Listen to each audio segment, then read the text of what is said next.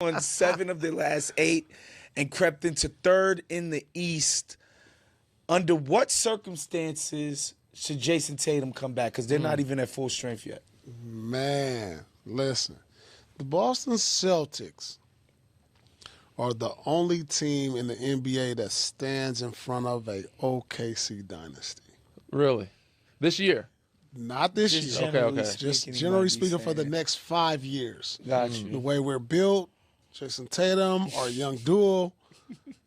I think they're gonna need some size on the big spot. You don't think you need some bigs outside of Kata? We got big. Don't got listen. Kata. No, we good. Okay. No, we 3rd in the East. Like we good. It's small ball league. Hold my banner here on Nessa Nation. Now, there's a lot to unpack, even in a 30-second clip there from the truth. First off, I'm glad that the dude he was on with said, this year? Right. And Paul goes, no, not this year, because we were heading down Hot Take Street. Yeah. And it was about to get flaming up in here, where we're going to go, Paul, wait, Paul, have you seen the Thunder? But if he's going to talk about the next handful of years, knowing obviously there's some huge financial decisions on the way for Oklahoma City. Right. As great as they are right now, were last year, maybe next year, all of these things. I don't think their team's going anywhere, especially with all those assets the Presti's accumulated over the years. Paul has identified his Celtics, as many teams as he played for, his Celtics, to be the team, that team that gets in OKC's way, that prevents a dynasty. Do you agree? Is this year really out of the question? We just talked about it. I mean, I'm not saying it's out of the question. Like, someone's got to come out of the East. Why can't it be Boston? Here's my thing, too. This is the same team, right? Obviously, they've gotten better with experience. The Thunder. The Thunder. This is the same team that played last year on the floor. Would you tell me that this Boston Celtics team, with a healthy Jason Tatum and this mystery move that we're making for Anthony Simons or whatever, is less talented than that Pacers team last year that took that team to 7? No, I think last year was a goofy year. Like this year's not goofy. The Detroit Pistons are in first place right now. What are we talking about? Right now, the team that had 60 wins is sitting in 6th. But it's December 9th. We're not at the end of the year looking at all these things. I guess my point to that is 8th. You know, even worse. Everybody and their mother expected the Boston Celtics to be the team that represented the East again last year, defending champions and that roster and all of it. Why wouldn't you? Obviously, I think if the Pacers had somehow gone on to beat the Thunder, which was very much in the mix. They went to a Game 7 there. Halliburton doesn't get hurt in the first couple moments. Who knows what happens? But I think we'd be saying it's OKC's time. We'd be talking about Indiana as one of those weird, like like the comparison to the Pistons in 04. We'd constantly be doing that. Like, this is just another one of those weird, isolated, no superstar-led championship teams, even though Halliburton can fit the bill. But you know what I mean? Like, people are going to look at that team that way. What's that face? Halliburton's not a superstar? That's the face? No, we'll move on. Another time? All right, fine. I think you're discounting Halliburton just a little bit. Mind you, I want to remind you, people said that Tyrese Halliburton was better than Jaylen Brown last year. But I digress. Go ahead. Continue. Yeah, so the Celtics, they deal with their injuries, but even, I'm not going to make the injury excuse. The Celtics were losing that series to the Knicks more than likely, even if Jason Tatum does not get hurt. 100%. And you could look back to the Olympics and the wear and tear on the body and all that stuff that you brought up before and say that's the reason. Maybe it was, maybe it wasn't. I don't know. Del Mazzullo Absolutely some questionable ones there against the Knicks in particular. Yes. But I don't know that this Celtics team, right now as it exists, despite its recent success, is on the level of that Pacers team last year. I'm not going to go there quite yet. Maybe, because I looked at them in January. I went to a game. I went to the game where Luka was supposed to play, and Austin Reeves dropped 45 against them in L.A. Yeah. And that Pacers team, and I was like, this team is terrible. And that was in January. You know what I mean? You won one game.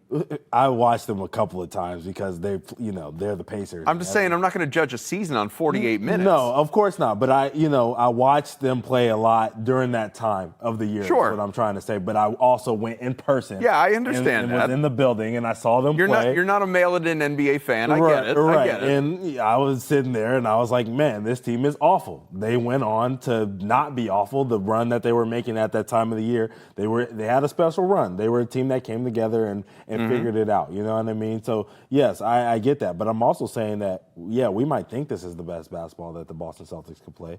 They could only get better. We have no idea. You know what I mean? To be honest, because there's stuff that we question about them. Their late game execution has been spotty a lot. They've let a lot of teams back in the game that they shouldn't have. Like, they're not playing perfect basketball. They're winning, but they're not playing perfect. So they could be better than what they are right now. So you have to ask the question of, could this team be a team that has a special kind of energy that goes on a run, that goes on to beat a juggernaut? No one thought the Dallas Mavericks team was good enough to go on the run that they went on against the Miami Heat to beat that LeBron James team. And we thought of them as a juggernaut that was going to go on to defeat everybody. So Goliath has been slain a million times in this league. We've seen it happen before. Why couldn't it be this Boston Celtics team? But to talk about the Dynasty. But how many times have we seen a 70-plus win team lose? Once? Twice? Has it happened more than once? That Warriors team? But that's my point. Like, this Thunder team is going to win 70-plus games. Yeah.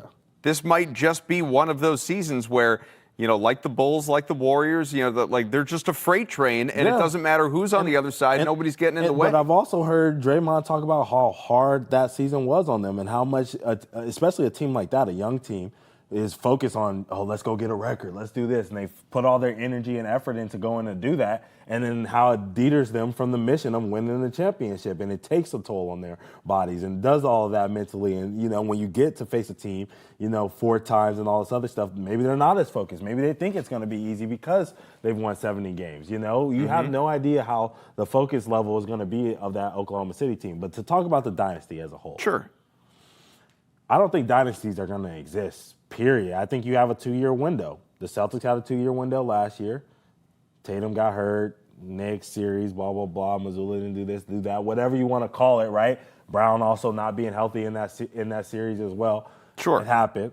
But I think when you talk about this new CBA, the Thunder have an opportunity to win this year. But then next year, when you got to jump from $13 million to $45 million for Chet and $13 million to $45 million for Jalen Williams, and then you're still going to be paying Hartenstein whatever he's getting paid, 30-something million. They have a lot of money on the books that they got to, without a doubt, that they got to come off of. And I think even SGA is getting a nice pay bump from this year to next year, as well. So, they're going to have some conversations that they're going to have to figure out. Do we want to keep a guy like Alex Caruso on the contract that he's on? Do we want to keep a guy like Lou Dort on the contract that he's on? These are the questions that they're going to have to ask themselves going into next year, because I think their starting 5 is making not even their starting 5. I think the 3 dudes that are at the top of their payroll, SGA, Williams, and Holmgren are going to make basically the cap, the floor of the salary cap. Right. You know what I mean? So just going into next year. So they have to figure out that thing first. And I trust Sam Presti just like how I trust Brad Stevens. I think they're 2 of the greatest minds that we have in the NBA GM seats right now. But it will be difficult to figure out, and they might have to take some hits, just like the Boston Celtics did this year. Yeah, I just think we're kind of – I can't disagree with what you're saying in large part because we're already seeing it. Adam Silver's NBA is a league of many champions in his run. Yeah. You look back just in recent years, in reverse order, Thunder, Celtics, Nuggets, Warriors, Bucks, Lakers, Raptors, Warriors again. Go back to 2018. You'll notice that's the first time I said a team twice right. in a span of whatever that was, almost 10 years. So I think the CBA, as you're saying, has really dictated just a new reality across the league where dynasties are incredibly hard to not only build but maintain. Right. Which you really can't have one without the other, obviously. But I will say this. I don't think anyone could disagree with it.